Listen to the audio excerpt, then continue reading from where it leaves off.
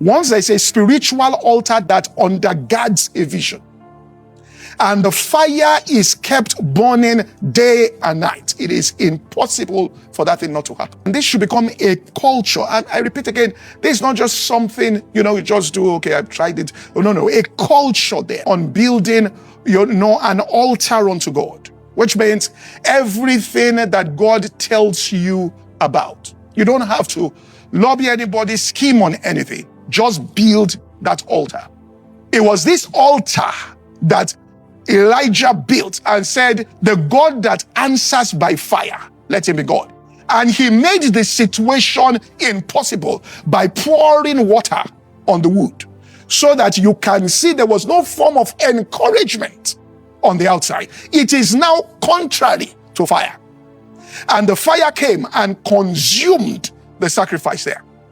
So there's an altar you build for 2026.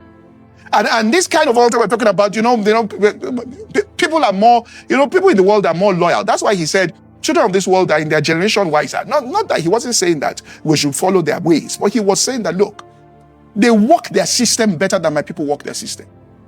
There is no man who worships an idol that they tell them that in the morning pour libel and in the evening pour libel. If that man has to travel somewhere, he will go and ask the priest there that, what do I do? All right, so that this God doesn't get angry with me, and they will give him and he will do it. We are casual about things. I've said this is what is the threat to Christianity, is not anything on the outside.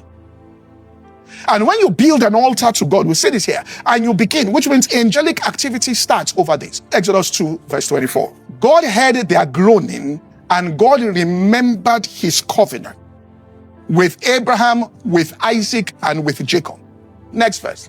And the Lord looked upon the children of Israel, and God had respect, it says this, unto them. So the first thing is that once God starts hearing that sound from the life of a person, which means, let's assume a person is in bondage and they're crying, and now they begin to rejoice and they're singing, Lord, you are good, and your mercy endures forever. And they come in with thanksgiving, and he starts hearing that sound.